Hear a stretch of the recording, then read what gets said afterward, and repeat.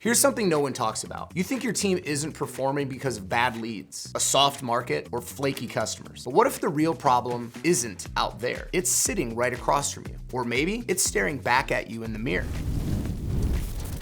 If your sales numbers are flat, if your team is inconsistent, if you're still the one doing most of the closing, this isn't a sales issue. It's a leadership issue. I've worked with a lot of agents, just like you, high producers that are trying to build a real team. Some have sales managers and some don't, but almost all of them share one painful reality. They're stuck doing all of the heavy lifting, and the team, they're barely producing. And even if they have a manager, that person is usually just a glorified rep, still focused on closing their own deals. Does that sound familiar? If so, you're not alone. Over 80% of sales managers in small businesses aren't actually leading. They're just selling. In this video, I'm going to show you exactly how you can identify whether your sales manager or your own leadership is the bottleneck holding your business back, how to spot the red flags that quietly kill performance, and how to take back control of your sales operation with a system that scales without you having to do all the work. This is how you go from stuck and stressed to structured and scaling. Let's be real. If you're still the top producer in your agency, then something is broken. Here's what's probably happening. You're wearing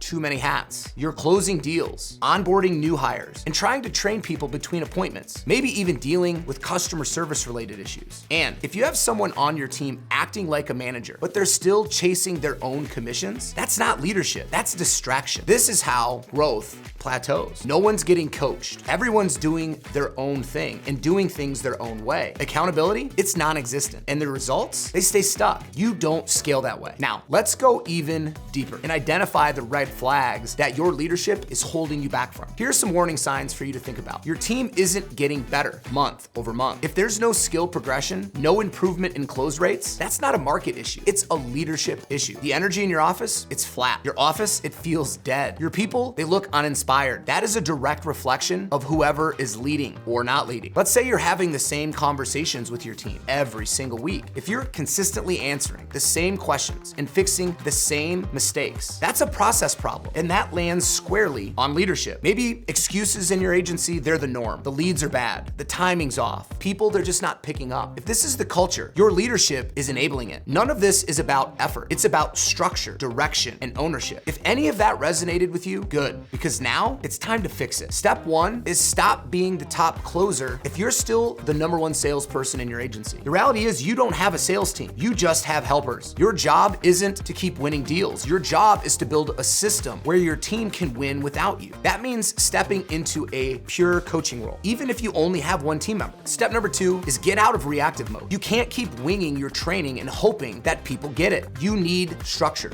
a repeatable process for onboarding, coaching, and measuring performance. Sales shouldn't be a mystery. It should be a system. Step number 3, if you have a sales manager, it's time to reset the expectation because their job is no longer to close the most deals. It's to build the team that closes the most deals. And here's what that means. They should be holding weekly coaching sessions, having daily accountability check-ins, holding people to activity and conversation standards, and leading from the front, but not hogging the ball. If they can't shift from rep to coach, then they're not a manager. They're just an expensive salesperson. Step number 4, raise the standard and then enforce it because mediocrity, it's contagious, but so is excellence. If average performance is tolerated, it becomes the norm. So you have to raise the bar. Make it crystal clear to your team what success looks like. Then hold everyone, including yourself, accountable to that exact standard. This isn't about being hard for the sake of it. It's about building a culture that wants to win and does so consistently. So here's what we've covered. If your team isn't producing, if your sales manager is still just closing deals, and if you're still the one doing all the work, you don't have a sales problem. You have a leadership problem. But the good news, it's all fixable. You fix it by stepping up. You fix it by leading and by building systems that remove you as the bottleneck holding your business back. Because that's what separates the agencies that scale from the ones that stall. If this video hit home, if you're still doing most of the selling, if your team's not improving, or if you're not sure whether the issue is your sales manager or your structure, then download our sales leadership scorecard. It's a quick, no fluff self-assessment that shows you exactly where your agency is strong, where it's stuck, and what to do about it. Inside, you'll score your leadership, your team's development, and your sales system so you you know what to fix and where to start. So click the link below, grab the scorecard, and get clear on what's actually holding your agency back. And if you got value from this video, hit like and subscribe to the channel for weekly tactical content, and drop a comment with the #1 sales challenge that you're facing right now. Let's get to work.